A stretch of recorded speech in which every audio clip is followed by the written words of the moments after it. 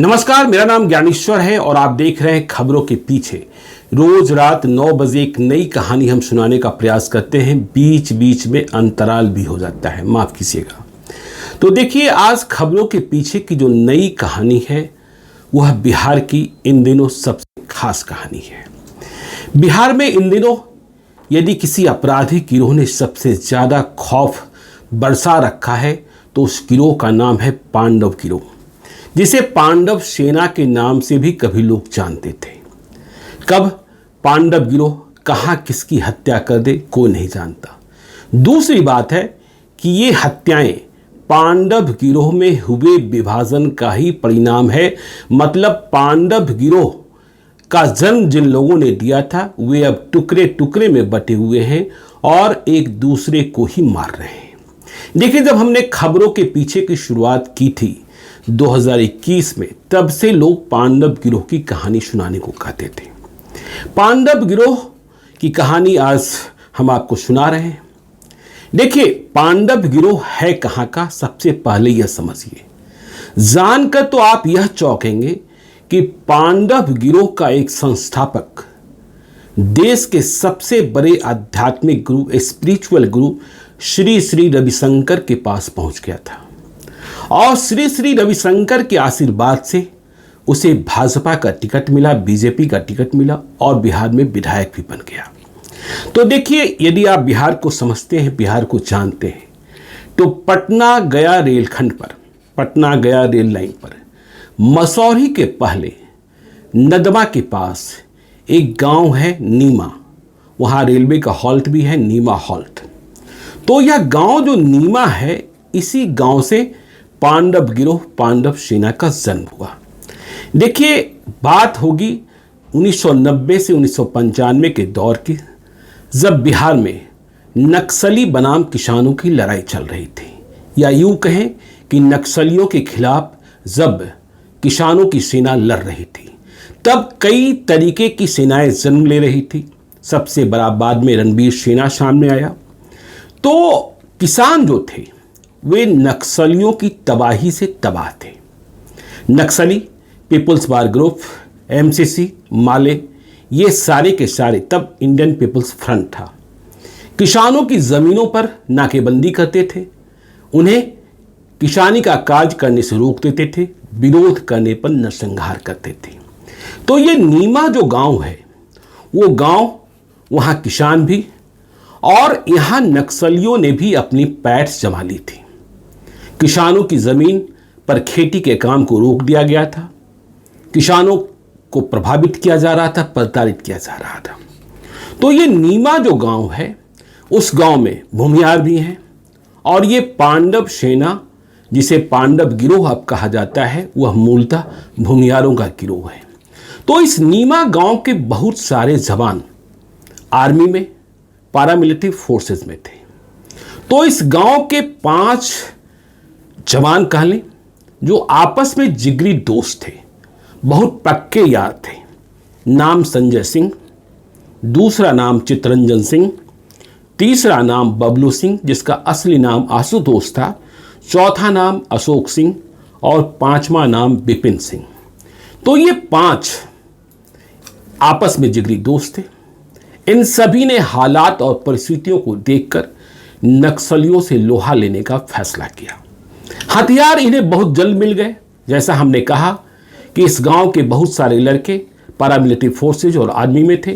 फिर नक्सलियों से लड़ने के लिए जो किसान तैयार हो रहे थे, उन्हें हथियार मुहैया कराने वाले लोग भी बिहार में थे। तो इन 5 ने अब फैसला किया कि अब हम नक्सलियों से लड़ेंगे, उनके उत्पात को रोकेंगे। तो ये अपने क्षेत्र के हीरो बन गए। लेकिन इसके साथ ही ये 5 जो इकट्ठा हुए थे, संजय सिंह, चितरंजन सिंह, बबलू सिंह, अशोक सिंह और विपिन सिंह, अपनी तूती सब जगह बोले। इन लोगों ने वर्चस्व की लड़ाई भी शुरू कर दी थी। तो नदमा में एक स्टैंड को लेकर संघर्ष हुआ और उस संघर्ष में हत्या हुई। हत्या होने के बाद कई लोग गिरफ्तार हुए, जेल पहुंचे। तब जेल में जहानाबाद का बड़ा डॉन, जो बाद में बिहार का बड़ा डॉन बना, बिंदु सिंह भी बंद था।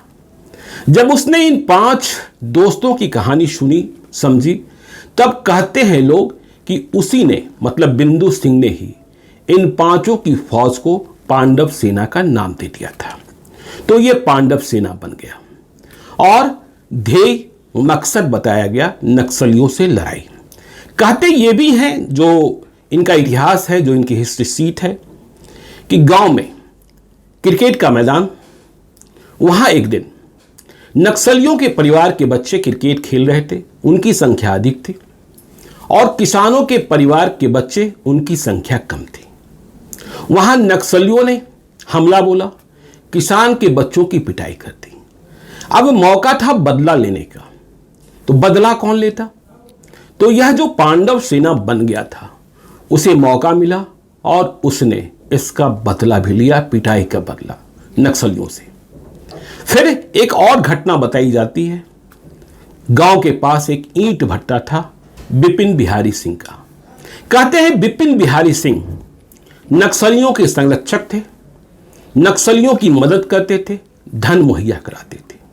तो पांडव सेना ने बिपिन बिहारी सिंह के ईंट भट्टे पर हमला बोलकर, हमला तो इसलिए बोला गया था कि बिपिन बिहारी सिंह को मौत के घाट उतार दिया जाए, लेकिन पहले अटैक में बिपिन बिहारी सिंह नहीं मिले और बिपिन बिहारी सिंह जब नहीं मिले तो उनके ईंट भट्टे पर उनके लोगों के पास जो 2 राइफल थी और एक डबल बैरल बंदूक थी, वह इन लोगों ने लूट लिया। तो यह घटना हुई। फिर बाद में पटना आकर बीएन कॉलेज गेट पर बड़ी हत्या को अंजाम दिया गया। अब देखिए यह पांडव सेना, लेकिन याद रखिएगा इस पांडव सेना का जो 5वां सदस्य था बिपिन सिंह, वह बहुत दिनों तक जिंदा नहीं रह पाया था। उसकी मौत एक एक्सीडेंट में हो गई थी। अब इस गिरोह की संरचना ऐसी थी कि संजय सिंह सबसे सीनियर था, इसलिए उसे कप्तान माना गया। चितरंजन सिंह बुद्धि से होशियार, बबलू सिंह सबसे बड़ा फाइटर था जिसका असली नाम आशुतोष था, और फिर अशोक सिंह। तो जब इन लोगों ने हथियार से दोस्ती कर ली, गोलियों की बरसात सीख ली, नक्सलियों से लड़ने का ताकत दिखाकर अपने को हीरो बनाने का प्रयास किया, तब इन लोगों को यह लगा कि अब हमें ठेका पट्टी में भी उतरना चाहिए। और फिर वर्चस्व की लड़ाई आगे बढ़ती चली गई। रेलवे के ठेकों पर इन लोगों ने कब्जा जमाना शुरू किया। एक दौर ऐसा भी आया जब पटना गया रेलखंड पर जो भी रेलवे का कार्य होता, उसमें पांडव सेना या पांडव गिरोह की हिस्सेदारी होती। मतलब पांडव गिरोह की मर्जी के बिना कोई वहां काम नहीं करा सकता था। ठीक इसी प्रकार से पटना मुगलसराय रेलवे खंड पर भोजपुर गिरोह का आतंक था और पटना बेगूसराय रेलखंड पर मुकामा सिंडिकेट का आतंक था। तो देखिए, कहने वाले यह कहते हैं कि शुरुआती दिनों में इस पांडव गिरोह पांडव सेना को भोजपुर गिरोह ने खूब मदद की, हथियार भी मुहैया कराए और धीरे धीरे इस गिरोह के पास AK-47 और SLR जैसे हथियार आ गए। अब इस गिरोह का कोहराम बिहार के ठेका मार्केट में, मतलब आप कह सकते हैं कि ठेकों को लूटने में, ठेकों पर कब्जा जमाने में एक बड़ा आतंक के रूप में स्थापित हो गया।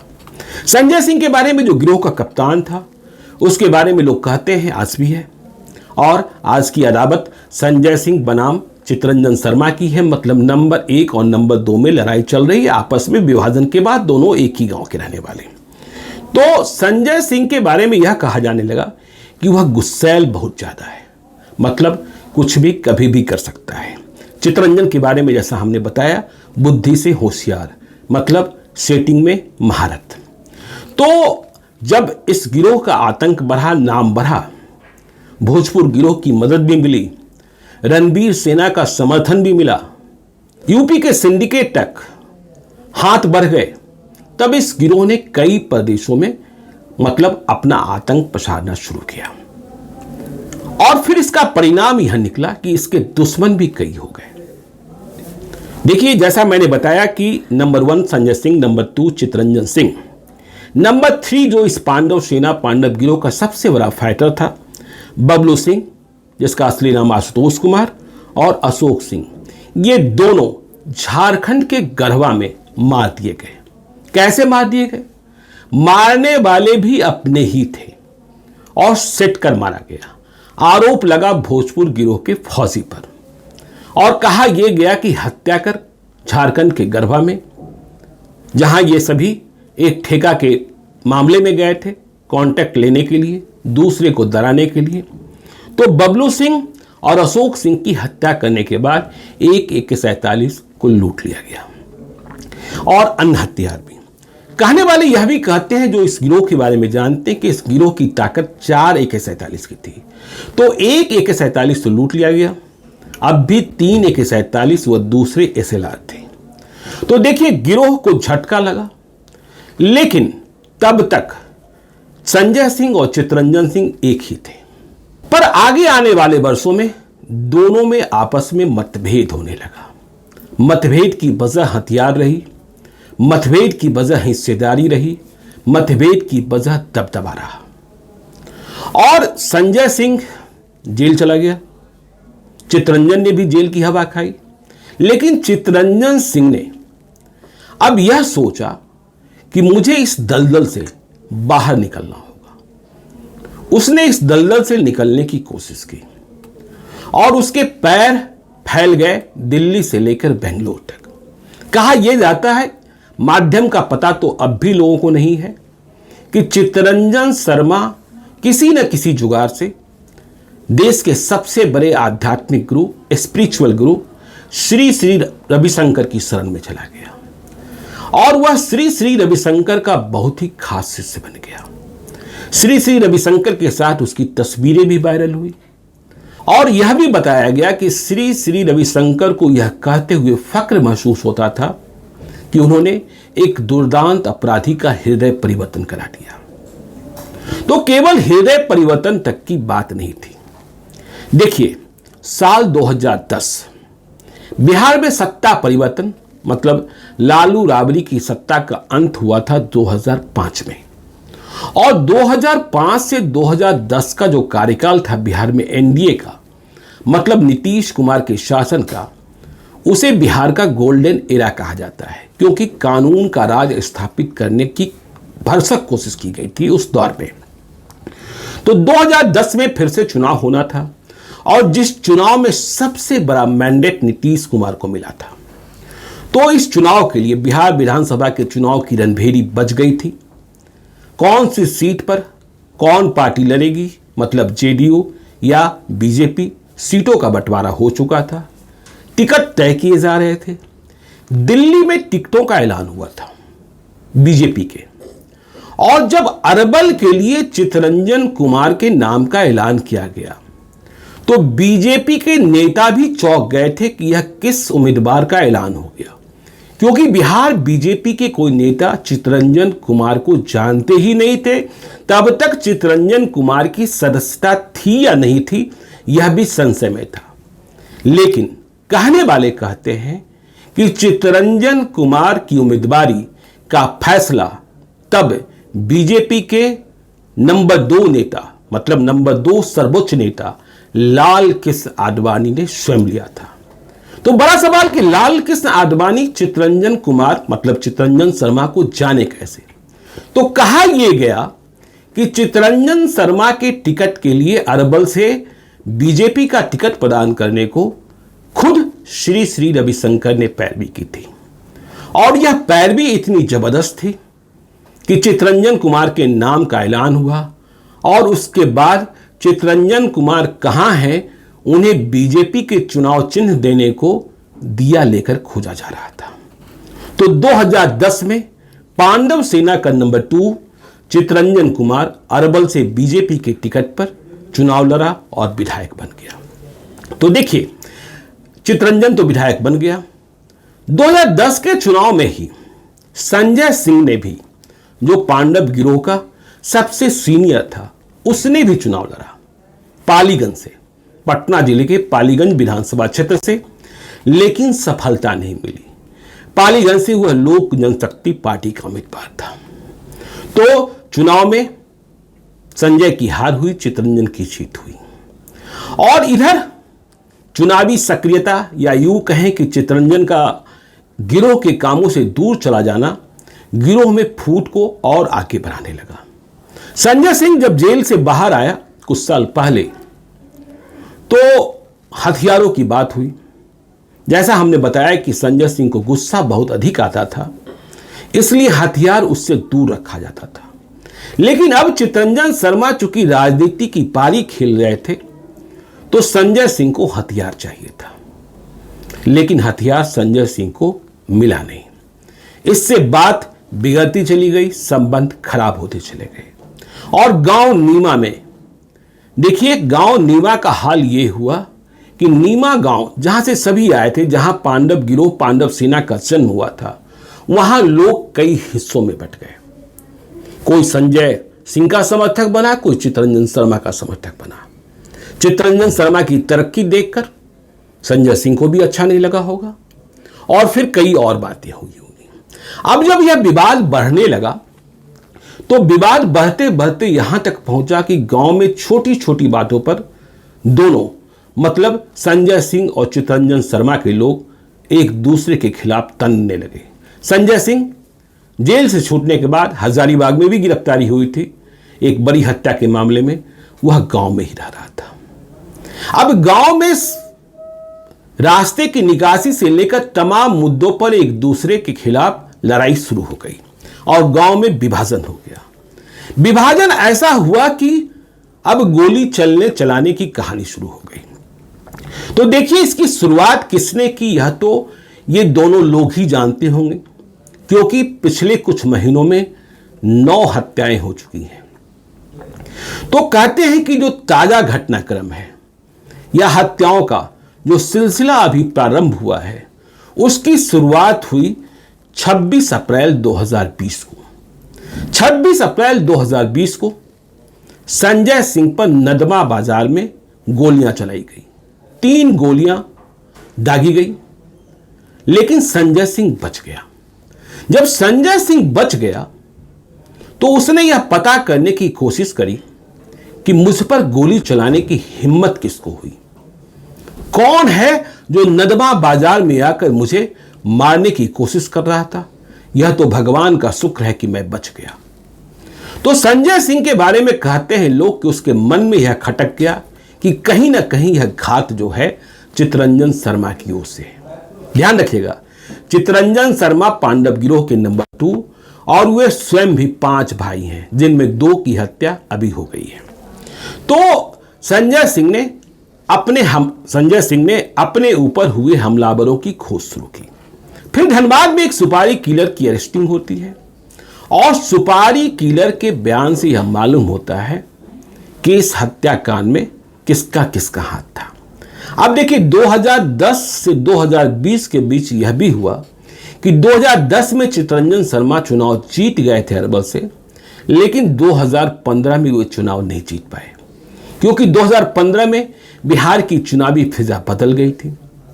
बिहार में महागठबंधन बीजेपी के खिलाफ लड़ रहा था, तो चितरंजन शर्मा अरवल में चुनाव हार गए थे। 2020 में चितरंजन शर्मा बेटिकट कर दिए गए।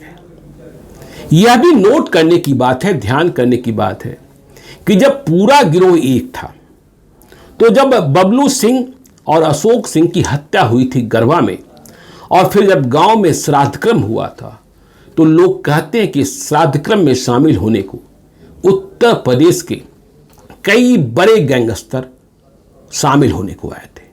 कहने वाले मुन्ना बजरंगी और ब्रजेश सिंह का भी नाम लेते हैं, लेकिन मुझे थोड़ा सा शक होता है, क्योंकि मुन्ना बजरंगी और ब्रजेश सिंह दोनों एक दूसरे ध्रुव के गैंगस्टर रहे हैं। खैर, तो हम ताजा घटनाक्रम पर थे। 26 अप्रैल 2020 संजय सिंह पर नदमा बाजार में गोली चलती है। अब संजय सिंह यह पता करने में लगता है कि चितरंजन शर्मा को हम कैसे हिट कर सकते हैं। चितरंजन शर्मा पटना के पत्रकार नगर थाना क्षेत्र के विजयनगर मोहल्ले में रहते हैं, पूर्व विधायक हैं, कड़ी सुरक्षा है।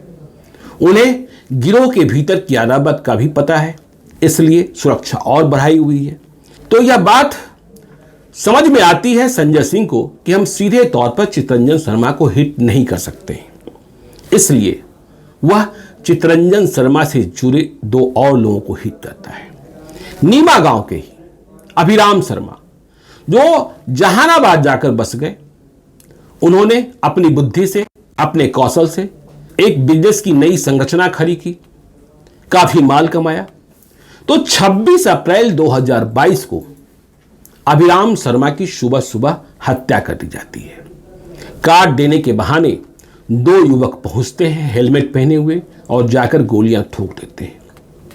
जहानाबाद सन्न हो जाता है और जब तक अभिराम शर्मा की हत्या की खबर फैलती है तब तक एक और खबर आती है कि ठीक उसी समय में मसौरी बाजार में दिनेश शर्मा, जो अभिराम शर्मा के भतीजे थे, उनकी हत्या कर दी जाती है दुकान खोलते वक्त। अब इस दोनों हत्या का तार जुड़ता है। कहा यह जाता है कि अभिराम शर्मा और दिनेश शर्मा की हत्या के पीछे संजय सिंह है। संजय सिंह क्यों? तो संजय सिंह के लोगों का यह मानना है कि अभिराम शर्मा और दिनेश शर्मा चितरंजन की मदद करते हैं। देखिए गांव की लड़ाई किस तरीके से खतरनाक होती जा रही है। तो अभिराम शर्मा का मर्डर हो गया, दिनेश शर्मा का मर्डर हो गया। अभिराम शर्मा के बेटे जहानाबाद में हत्या की जो प्राथमिकी दर्ज कराते हैं उसमें किसी को नामजद नहीं करते हैं, लेकिन दिनेश शर्मा के परिजन जो एफआईआर दर्ज कराते हैं उसमें कई लोगों का नाम होता है, जिसमें संजय सिंह तो है ही और भी लोग हैं। उसमें एक और अभियुक्त होता है जिसका नाम है सुधीर। यह भी नीमा गांव का। वह फरार चल रहा होता है। पुलिस बहुत प्रयास करती है कि सुधीर को हम गिरफ्तार करें। सुधीर के भाई रिंकू को भी उठाकर पूछताछ करती है, लेकिन कोई सुराग नहीं मिलता है। लेकिन 27 मई 2022 को फरार चल रहे सुधीर की लाश नीमा रेलवे हॉल्ट पर रेलवे लाइन के किनारे मिलती है।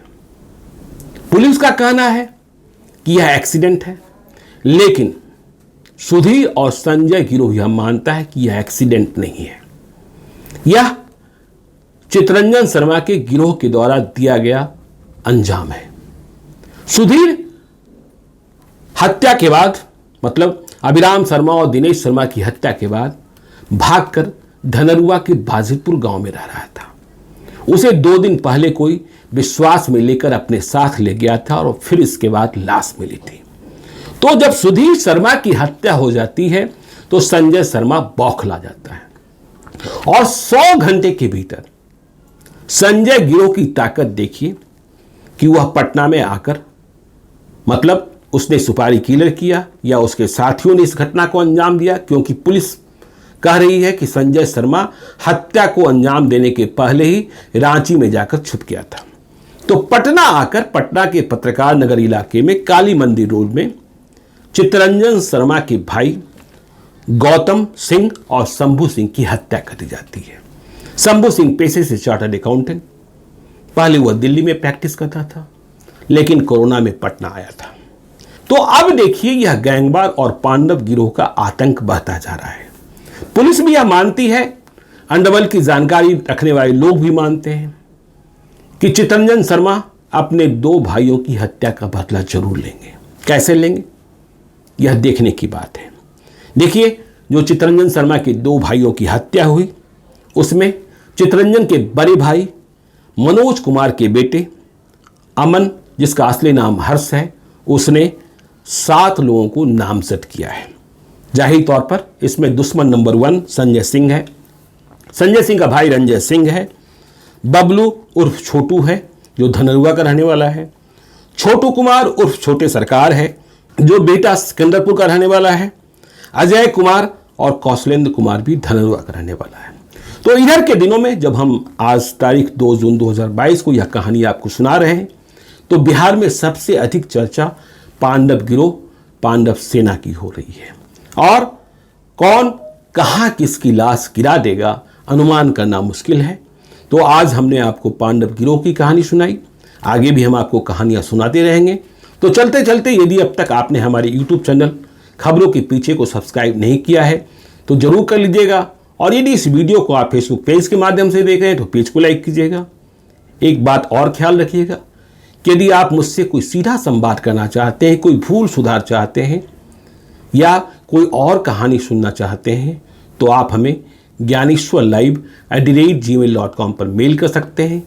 मेल करते वक्त आप अपना टेलीफोन नंबर भी, मोबाइल नंबर भी लिखकर भेजिए। जरूरत होने पर हम आपसे संपर्क करेंगे। आपकी पहचान को हम तब तक गोपनीय रखते हैं जब तक आपसे अनुमति न प्राप्त कर लें। तो आज के लिए इतना ही, हमें दीजिए इजाजत। मिलते हैं एक नई कहानी के साथ अगले दिन। बहुत बहुत धन्यवाद।